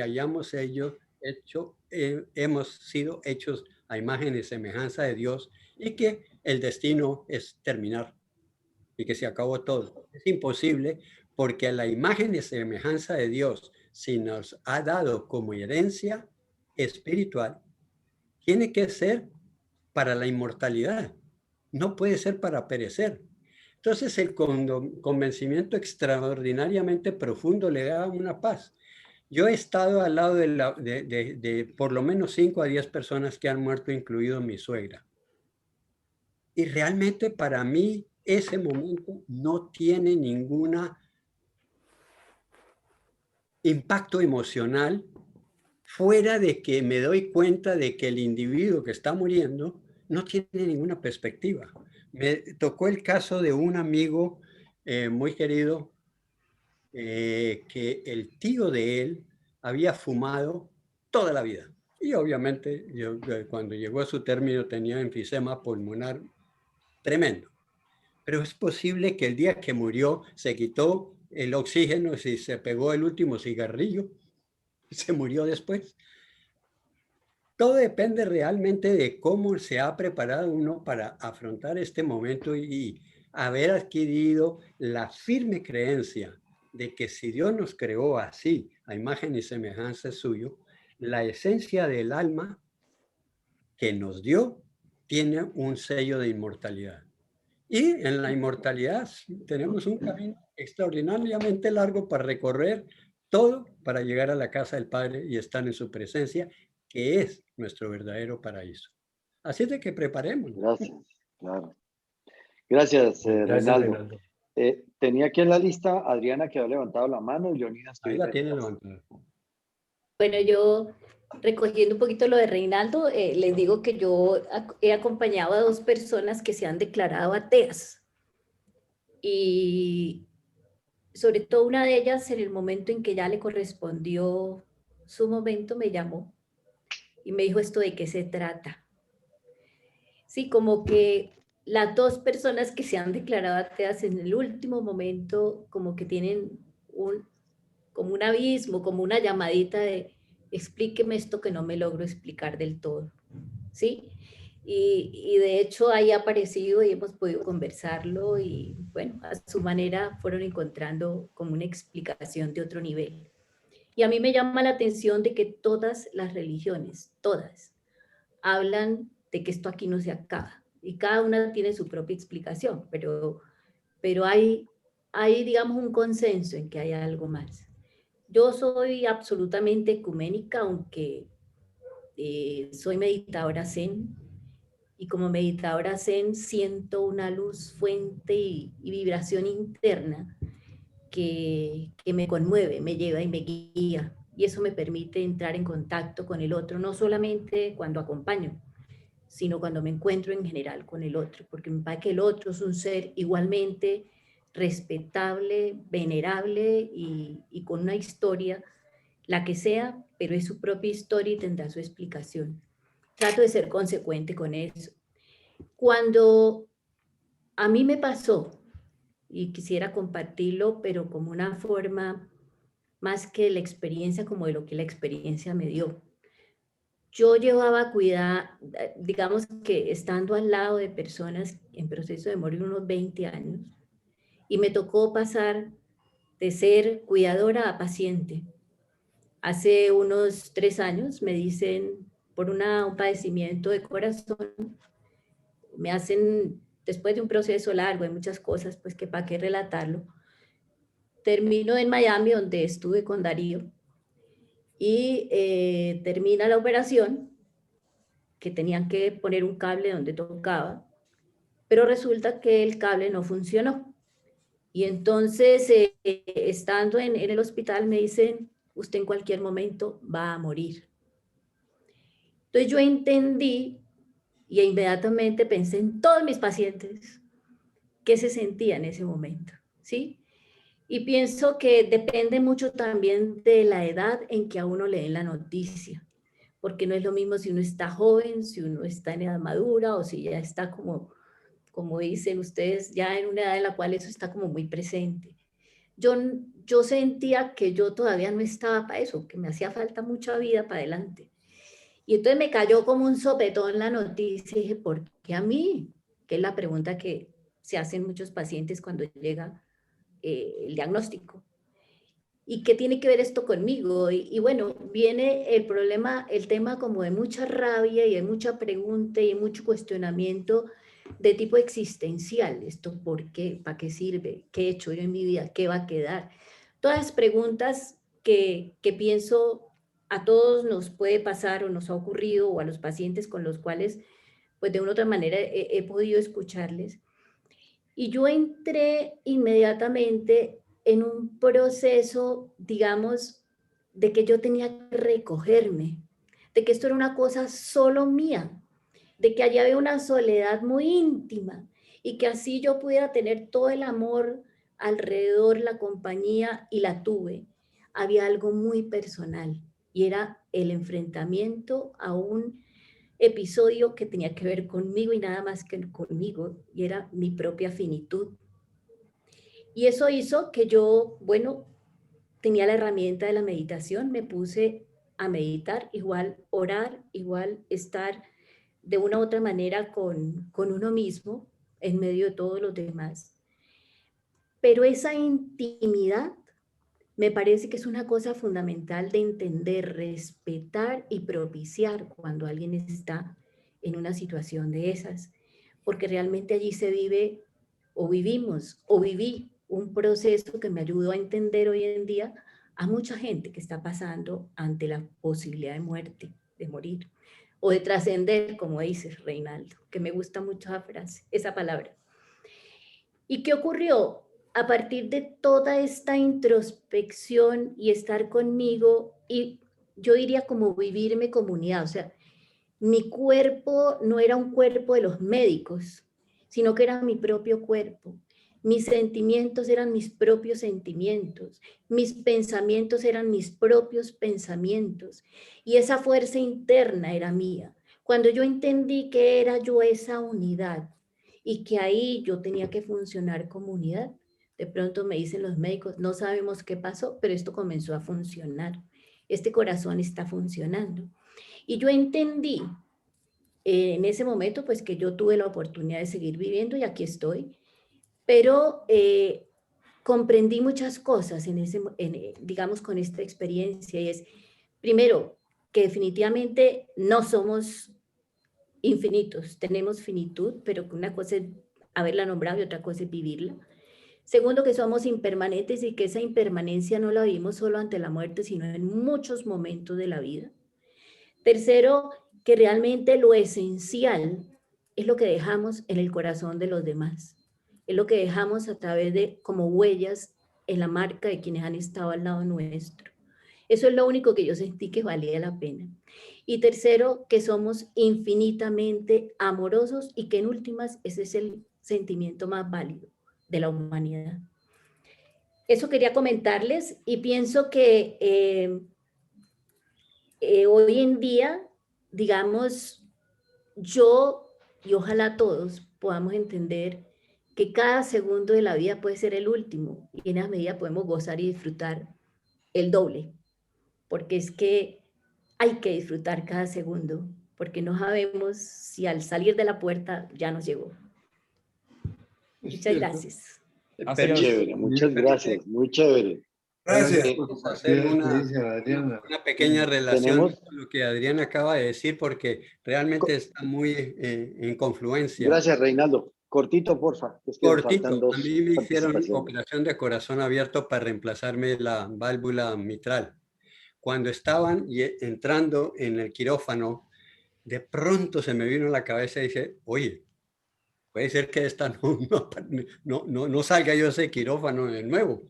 Y entonces enseguida me comuniqué con el jefe arriba y le dije, mira, señor, no tengo ninguna objeción para llegar a verte y gozar de tu presencia. Pero si crees que aquí todavía tengo algo más para hacer, a la orden. Y salí vivo, aquí estoy. Y desde entonces he escrito libros sobre el tema religioso. Chévere. Qué bueno, gracias. Gracias. Seguimos entonces. Tenía la mano levantada también Leonidas. Y yo sigo el comentario. Leo. Primero la edad que la belleza siga, pistolas. No, yo no. No. Primero la edad que la belleza siga, hermano. Sí, gracias, pero es cierto. Bueno, no, yo siento mucho de verdad haberme perdido las primeras experiencias. Ante todo, quisiera aquí delante de todos repetir el agradecimiento inmenso a Pedro por ese video realmente conmovedor. Me parece que es de lo más profundo dentro de su cortedad acerca de lo que realmente es esa transición. Yo quería simplemente, pues además de agradecer eso, disfrutar la experiencia de ustedes y Inge, que ha trabajado muchos años con pacientes con VIH, tiene muchas experiencias al respecto, algunas de las cuales hemos compartido. Yo realmente la experiencia que he tenido con la muerte cercana ha sido, pues bueno, primero la muerte de mi papá, cuando yo tenía 13 años, pero uno de eso no lo viene realmente a dimensionar, sino con el paso de los años y con el paso del tiempo. En qué cosas le hace falta, qué le quedó pendiente, bueno, toda esa serie de cosas que quienes hemos perdido a los padres, que somos todos los que estamos aquí, creo, hemos padecido y sufrido en diversas edades. Bueno, un segundo encuentro muy importante con la muerte cercana fue una vez que estando en la costa con mamá, con algunos de mis hermanos, con familiares diversos, nos fuimos a bañar por allá a Cañaverales en tiempos en los cuales no había señales de que eso era peligroso ni nada. Y yo me acuerdo que en forma, pues, por decirlo ahora, imprudente, nos metimos a bañar en un sitio ahí común y corriente que uno no sabía qué era. Y en un determinado momento, entonces,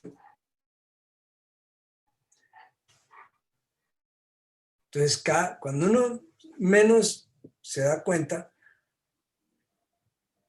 ya no está haciendo pie y está cada vez más lejos de la orilla. Y si deja de nadar, pues cada vez se aleja más de la orilla.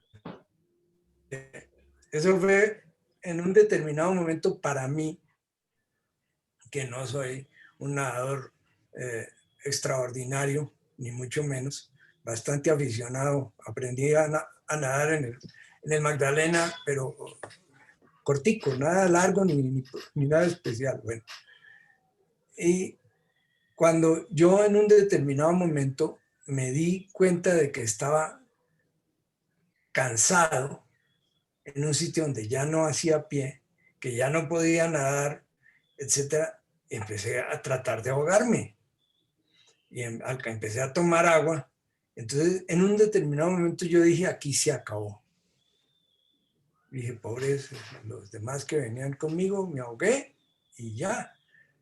Pero eso que tú, Adriana, relataste en un determinado, y también Reinaldo, en un determinado momento, cuando uno como que, después de que se ha entregado a lo que viene, que es se acabó, uno como que recapacita y dice, yo todavía tengo cosas pendientes, puedo hacer cosas. Y en ese momento se me acabó la angustia. Y pude pensar, bueno, si yo nado cada vez hacia la orilla, cuando va la ola hacia la orilla, no cuando se regresa, que es cuando me devuelve mucho más, pues puedo de golpe salir. Y así fue, en medio de gran, digo de tranquilidad, pero con un cansancio bárbaro. Aprovechaba para nadar 3 metros hacia la orilla, me devolvía 2 o 2,5, pero así poco a poco hasta que llegué, cuando logré hacer pie y llegar a la playa. De verdad, yo me acuerdo que yo vomité hasta los calzoncillos. Una cosa, una sensación de, pero fue a la vez algo liberador, porque ya me empecé a sentir al otro lado, que estaba recuperándome. Y entonces fue cuando caí en cuenta de que Werner, mi cuñado, estaba en las mismas, por allá mar adentro. El esposo de la hermana de Werner estaba también agarrado a un pedazo de palmera, dando vueltas como en un remolino. Germán Cárdenas, que un amigo que fue Gonzaga, también salió y no se podía mover.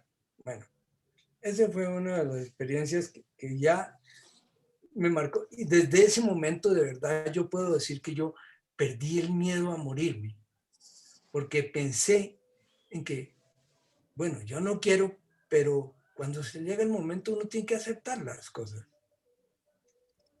Otro momento muy importante con la muerte cercana fue cuando estaba en la Facultad de Medicina, en el internado. Uno rotaba en el Instituto Materno Infantil, que era el de las madres pobres del sur de Bogotá. Y estaba rotando en el servicio de sépticas, que era el de las que estaban pues ya más malas. Seguramente Pedro pues se acuerda. Ah, no, él no estuvo en el materno infantil. Sí, claro que sí, yo me acuerdo muchísimo. Bueno, y me acuerdo que después de un turno, uno siempre que terminaba un turno, pasaba por la mañana una revista para entregarle a los que llegaban, cada uno de los enfermos a los que estaban a cargo de uno. Y yo me acuerdo en forma de verdad muy impactante de una señora a la cual yo llegué, examiné, ella llevaba varios días ahí, examiné, estuvimos conversando un buen rato, no sé cuántas más cosas, y pasé a la cama de al lado. Obviamente me tocaba darle la espalda a la señora, y cuando yo me volteé a examinar y a conversar con la paciente de la cama siguiente, la señora con la cual yo iba en ese momento a interactuar empezó a decir, se murió, se murió, se murió.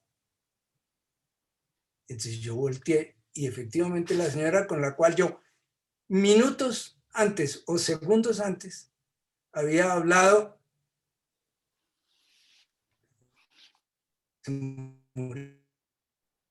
eso realmente es un encuentro verdaderamente impactante con la realidad de la vida y la muerte.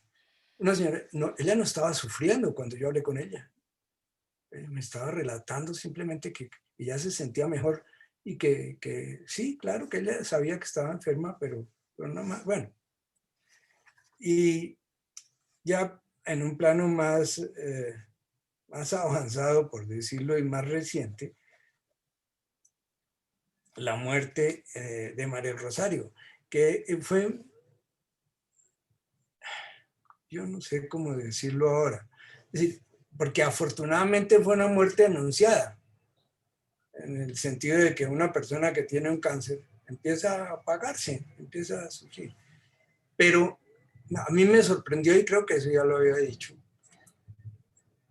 en el aspecto de que yo nunca pensé que ella se muriera primero que yo, siendo yo mayor que ella. Es como un contrasentido de lo que uno espera, el que se mueran primero los más jóvenes.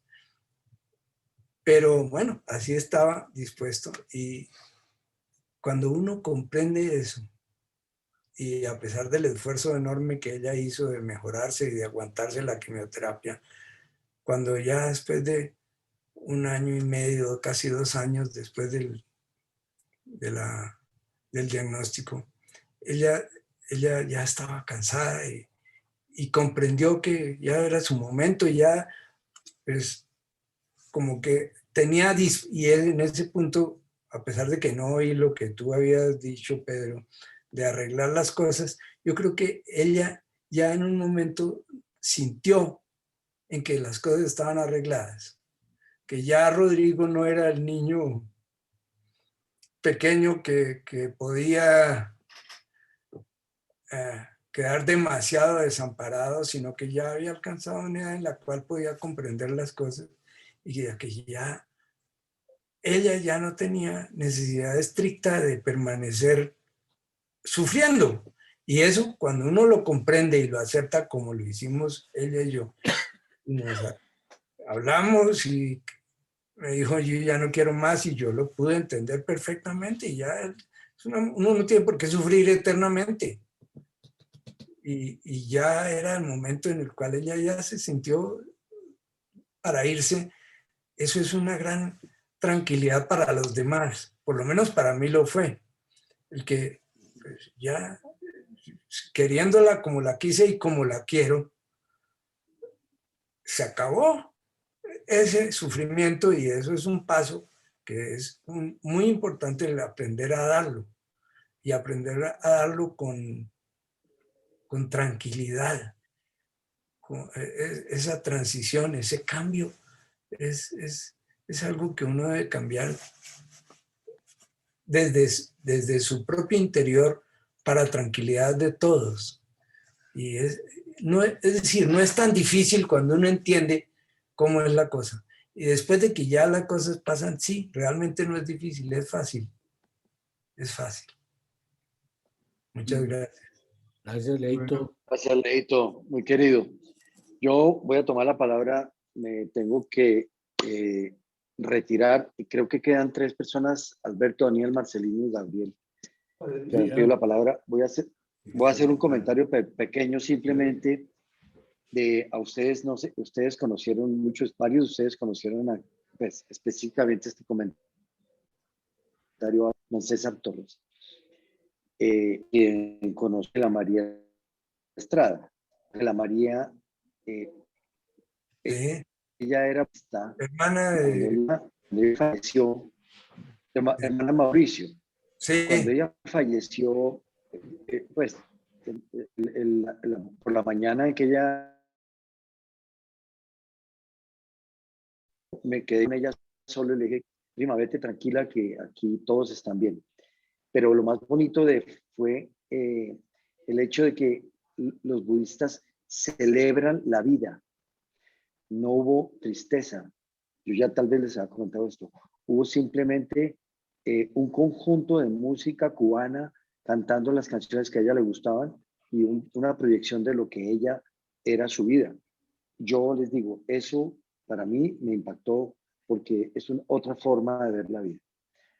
Esto es un tema bien chévere, muy, muy chévere, y ustedes decidirán aquí con el patriarca Darío si continuamos o más después, porque ya se acabó el tiempo, yo me tengo que ir para otra reunión, y les mando un abrazo a todos. ¿Ok? Gracias, Guillermo. Gracias. Muchas gracias. Gracias, Guillermo. Eso de la celebración de la muerte es de las cosas más interesantes que nombraba en el Eric Benito. Benito, sí, muy interesante, porque sí, son los 2 acontecimientos definitivos de la vida, que no hay razón para no celebrar el uno habiendo celebrado el otro.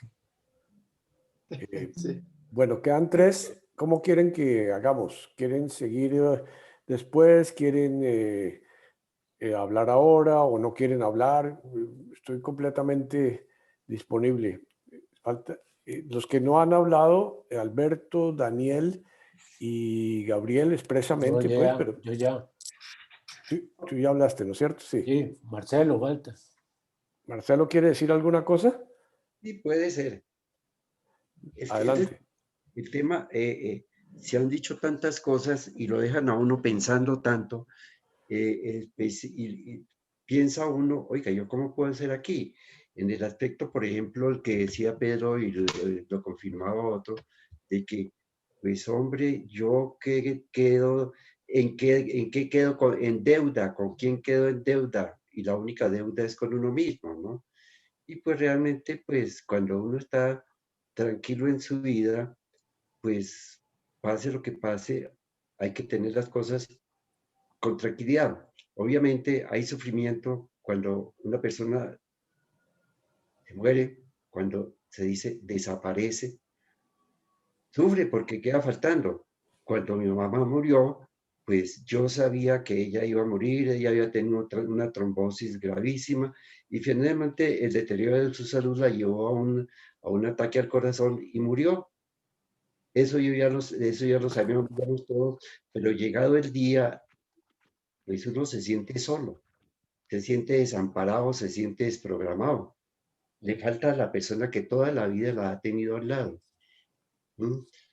Y pues muchas cosas se presentan respecto al tema de la vida o de la muerte.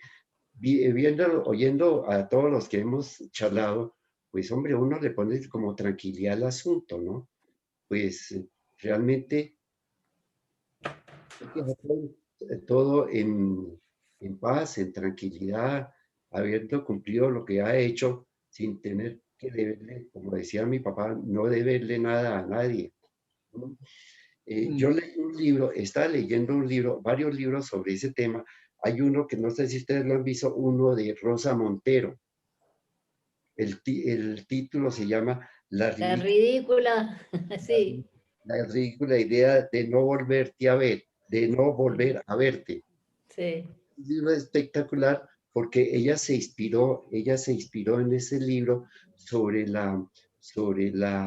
diario de Madame Curie, y ese diario empezó a escribirlo después de que el esposo se murió. Y pues me atrevo a leerle un pedacito, es decir, cómo comienza el libro.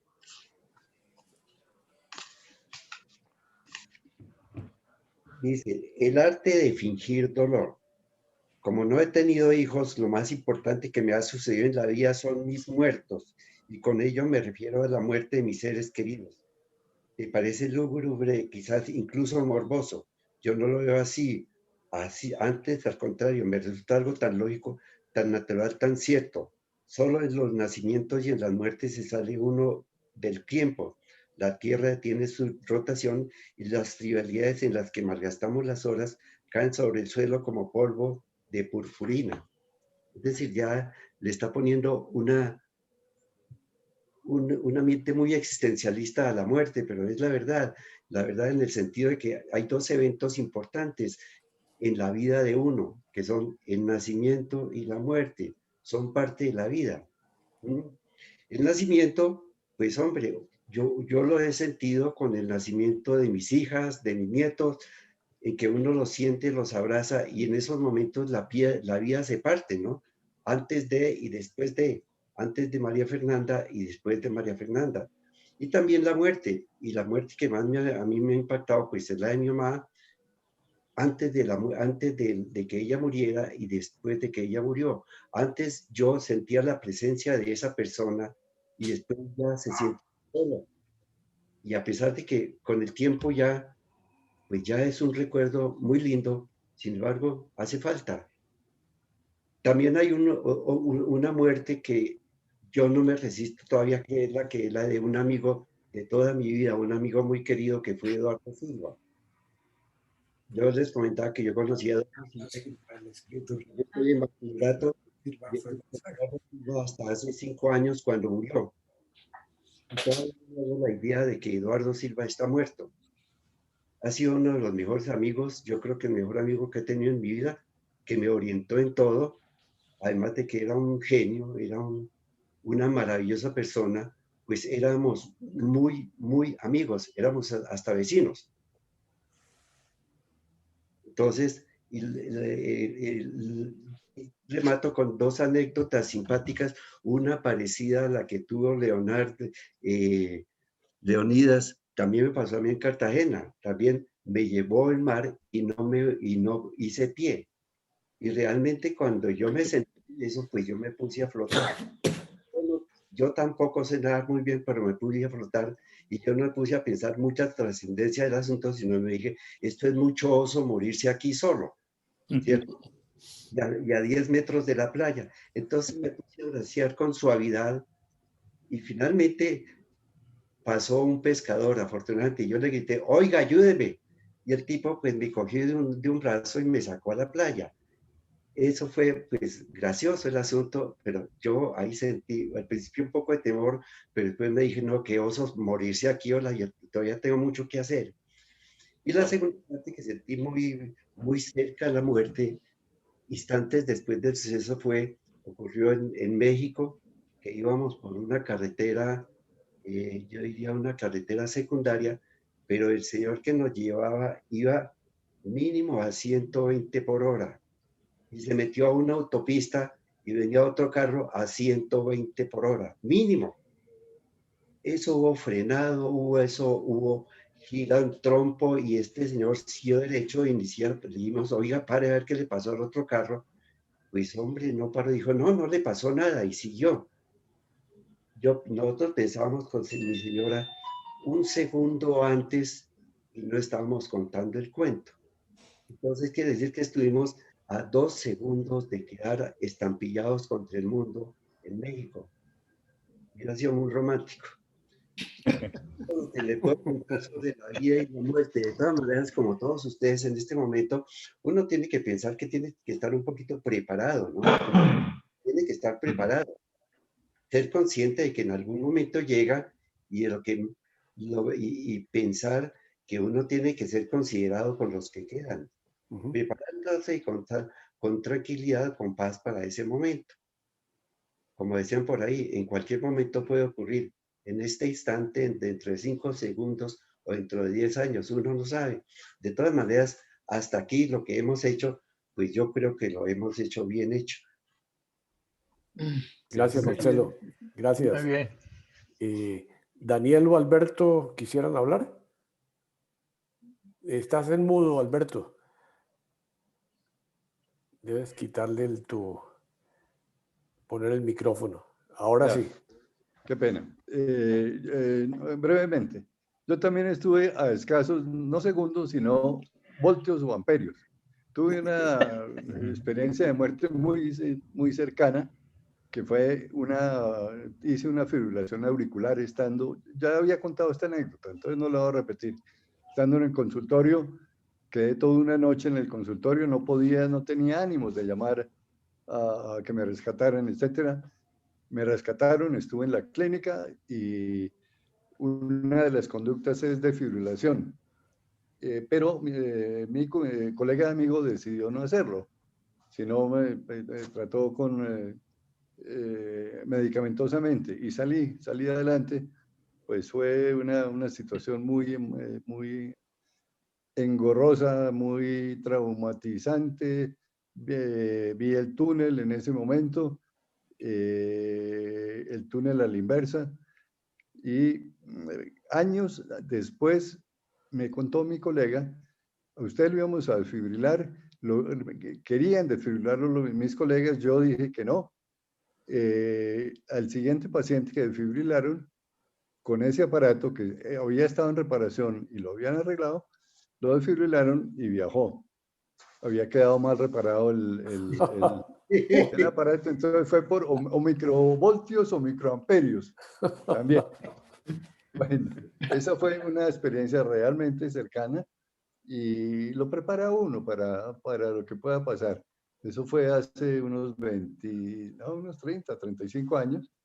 Ahora, pues ya con los achaques de la edad y demás, pues más preparado está uno para ello.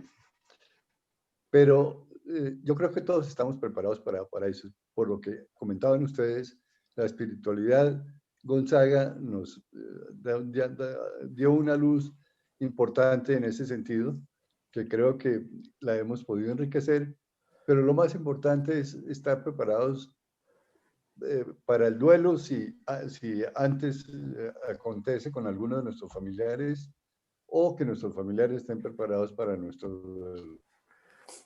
Me permito recomendar un libro de un compañero anestesiólogo, ya lo había mencionado también, lo recuerdo, se llama Héctor Echeverry Tobón, un paisa, se llama Morir sin miedo y sin dolor. Es un libro que relata su experiencia personal, familiar, y la de muchos pacientes que ha asistido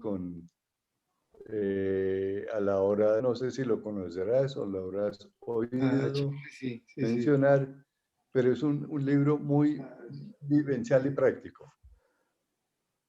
Gracias. ¿Cómo se llama el autor? Héctor Echeverry Tobón, anestesiólogo creo que trabaja en el Tobón Uribe, creo. Y se llama Morir sin miedo y sin dolor. Gracias. Gracias, Alberto. Daniel, ¿quieres decir algo? A ustedes. Realmente no, Darío, mil y mil gracias. Pero podría citar un verso que oí cuando tenía por ahí 30 años. Claro.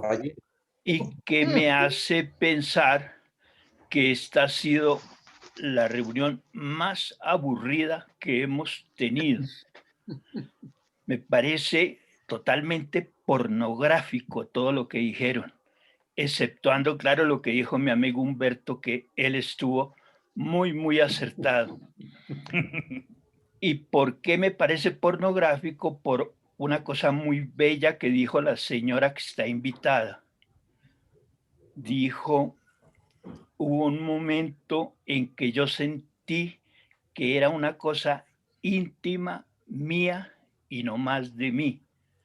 Eso de todas las reuniones es lo único que yo rescato. Me parece muy chévere esa frase de la señora Adriana.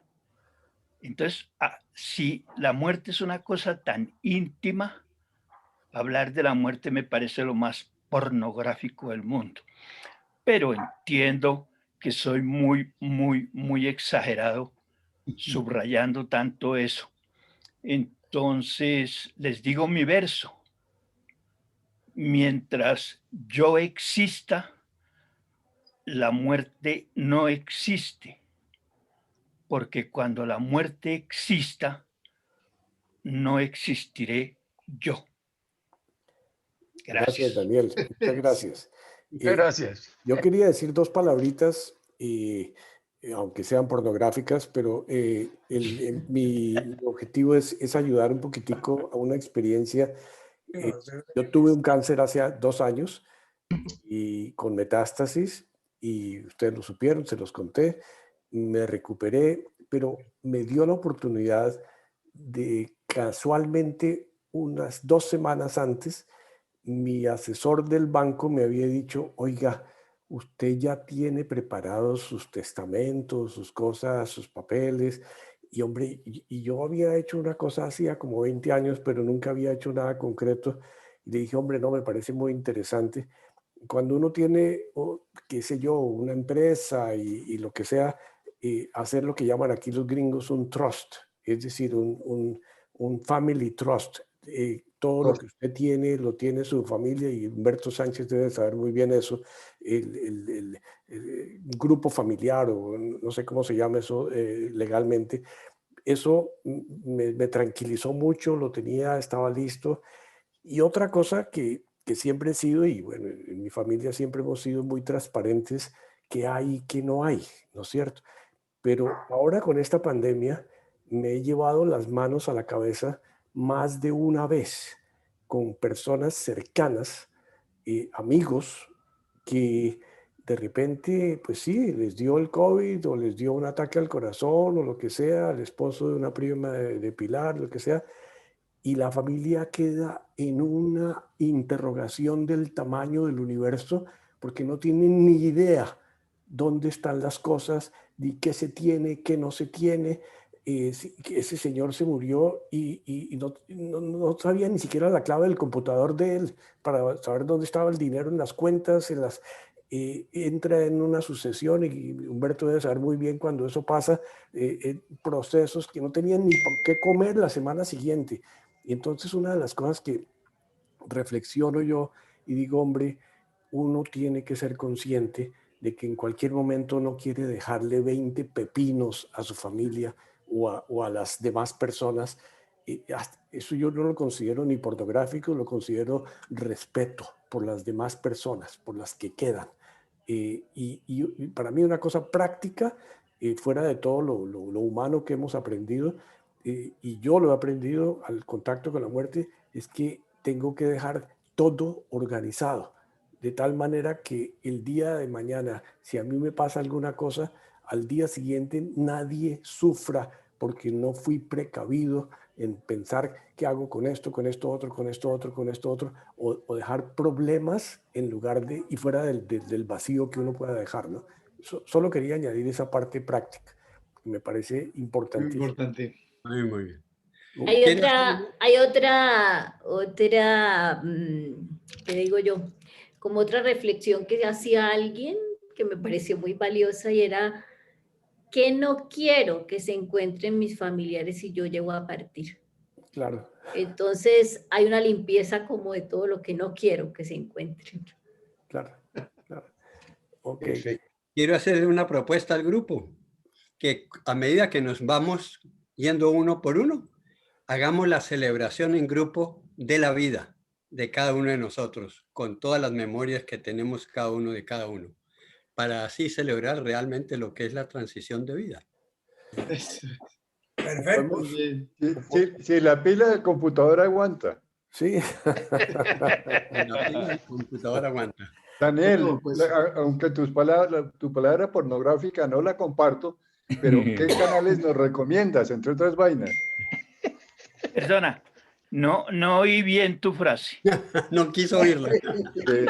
Que aunque no comparto mucho tu palabra pornográfica en tu comentario, ¿qué canales nos recomiendas al respecto? Por favor.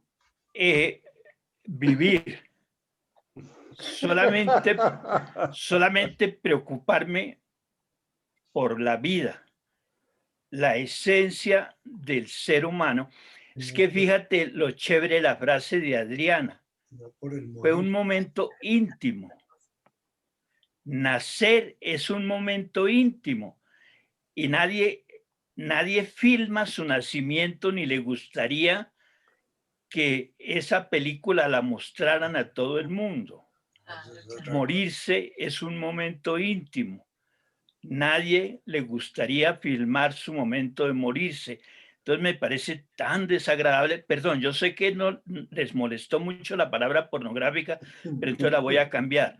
Me parece tan desagradable ¿cómo se llamará eso? Rebuscar en la muerte y cómo se murió y qué le pasó. ¿Jeteó o no jeteó? ¿Estiró la pata o no es? No, eso me parece a mí terrible.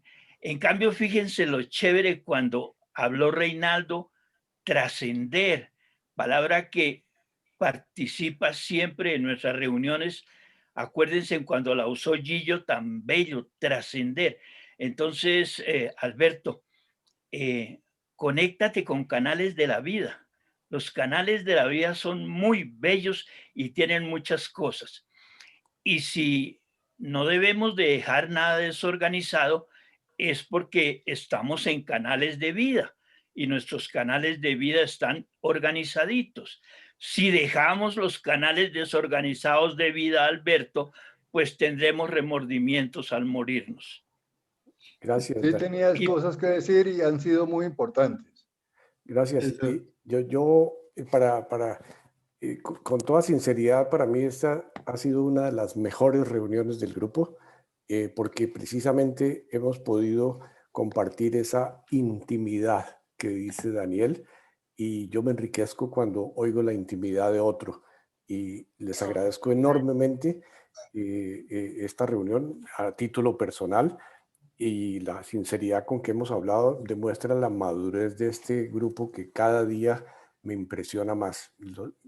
Me felicito de estar en este grupo y les agradezco a cada uno de ustedes.